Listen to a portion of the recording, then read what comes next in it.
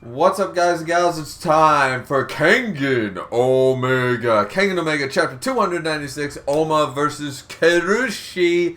And I am so sorry that this is almost going to be a week late. I read the chapter. I'm sorry that I've been so busy and yada yada yada, ladies and gentlemen. But I will tell you right now, this was everything I wanted from the damn chapter. Is it not what you wanted? Are you not entertained? Is all I can ask, because I was fucking entertained. This is what I thought. This is exactly... Okay, so we're going to go through this. Honestly, really quick review, because otherwise all I'm going to do is just be wanking off fucking Kirushi this whole damn time, because this is what we expect from a master level. So immediately, we knew Kirushi had the upper hand, right? We knew this. And then immediately, Nico style, indestructible and stuff, is like, oh, no, and stuff. Toei even mentions he let go of his right arm as soon as the attack came in to send him off balance and stuff. Like, the man knows, he's like, alright, attack's incoming, oh, I'm going to throw you. Like, Kirushi's got all that experience, right? And he even mentions this is wisdom that comes with age. It's no different than Kuroki and guys like that. These guys are so experienced. Tokita, like, Oma has been fighting his entire life, since he was a child. But Kirushi has been fighting at that level for longer, I would argue, right? And for more years, obviously. So, at that logic, the amount of experience he has, he knows how to fight. He knows how to fight a vast amount of opponents. So, immediately they get going. The Raging Fire. Oh, no. No. Kirushi beats out Raging Fire from Oma at this level. And it's like, wait, what? And so he grapples him. He's like, whoa, I got him. And Oma's immediately like, shouldn't I be faster and stronger? What is going on right now? He marks it up as experience makes all the difference. And it's like, maybe somewhat, but I would argue that Kirushi, like, if they were to do the whole punching bag thing or the sprint, I wouldn't think that either one of them would be a slouch or, like, such a vast difference. So, Oma's reasoning here doesn't make a whole lot of sense to me. Now, Joji's the only one who notices the fact that Kirushi is actually having somewhat of a difficult time. Like, Oma is actually trying as hard as we've seen so far. The dialogue leaves a lot to interpretation, but the way I viewed this was that Joji is basically saying Oma is actually doing everything he can. He's using, like, he's not just relying on principles.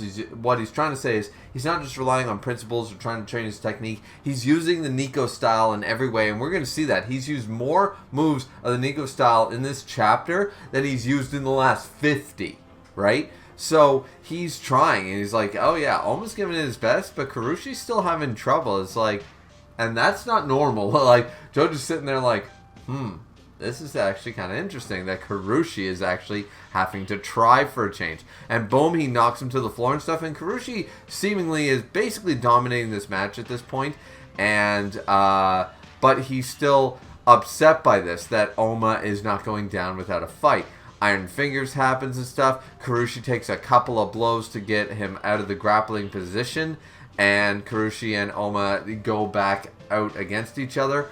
Oma gets a fair strike, like a solid strike on Kirushi's face even, with the water adamantine kata with Swimming Swallow. And he just starts railing these blows down on Kirushi. Now Kirushi takes the first initial hit. He blocks most of them, but then the onslaught is a little too much, and he's in a defensive position. He's crouching, he's defensive, he's taking hits. He's not being able to block them all in the perfect defensive way, and everyone's saying that this is a little one-sided. Joji immediately is like, and then immediately it's like, no, I don't think that's necessary, and boom, Kirushi stops Swimming Swallow from a principles level Oma in its tracks by grabbing not one, but both arms by the wrists and immediately attempts to break them. And Oma is the one who has to knee kick in and jump away because he's like, holy shit, you are about to break my fucking wrists. And Kirushi takes the hit and he's like, ow. Wow, that really smarts, man. And remember, these are hits that are taking down the pro wrestlers. Oma's been hitting guys like lukewarm to medium difficulty. He's been throwing regular punches that have been putting guys like the wrestlers down, and Karushi's even going, ow, alright. Yeah, felt that one. How durable is this motherfucker? S tier is no joke, is what I'm trying to say. S tier is no joke. Karushi is just there. He's like, yeah, alright. Yeah, I'm starting to get sick of this. And Oma's like, well, considering you just tried to break my wrist just now, and if I did not jump away, both my wrists would be broken. And Karushi, he's going into the freak. He's like, no, you don't get it. I mean, I'm sick of trying to play coy. And here we go. End of the chapter. I'm like, all right, give me all you got, Karushi. No holding back. A second chapter against Karushi. I have a feeling that this week's chapter coming up is going to be that there's an opportunity at the end of the fight. Jojo's going to be like, boom, 3 minutes. Stop what you're doing immediately. And it's going to be one of those things like, I think Karushi was about to break his backbone or break his spine or something. Like, it's going to be to that level. I don't think Oma wins this one.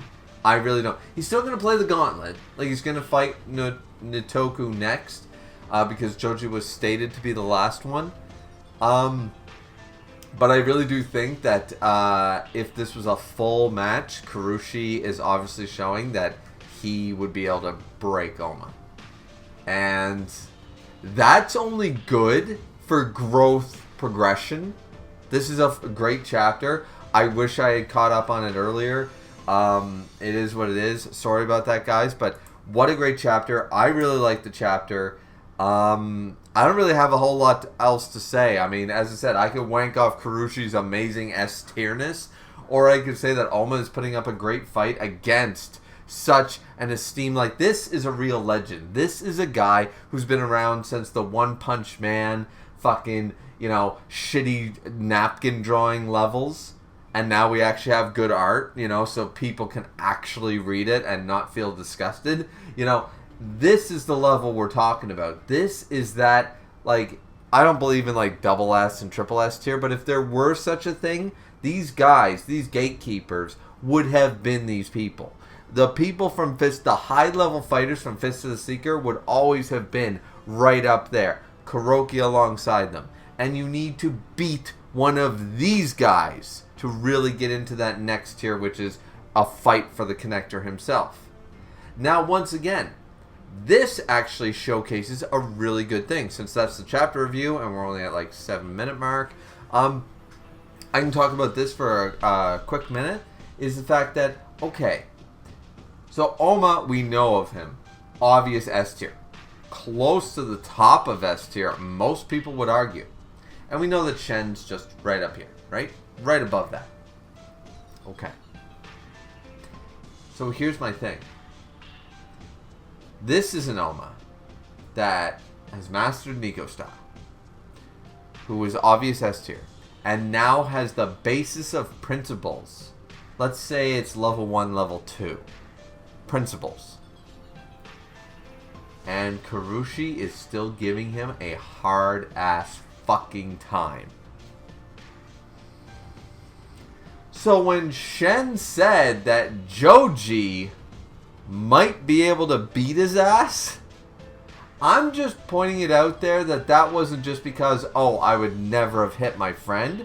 That's sort of a like, yeah, if I were to fight you and I really didn't want to hurt or kill you, you might actually be able to take advantage of that and kill me. I'm taking Shen at his word, like we all have to at this point. I'm taking Shen at his word at this point, knowing that Karushi and Joji are basically on the same level, and a lot of people say that Joji is stronger than Karushi. And if he's doing this to principles level Oma, then I'm going to argue that Joji actually does have a shot where Shen's like, whoa, Joe, I really don't want to have to kill you, and he holds back, and Joji goes for the kill. I'm going to take now, at this point, seeing after this, Joji, or Shen, at his word that Joji actually had a decent shot of beating Shen. Once again, fighting is 90% the mental battle. It's all about battle fortitude. It's all about the mental battle first. You got to have your emotional and your mental physicality in check. Physical is the least important part of walking into a fight. Every time. Every time.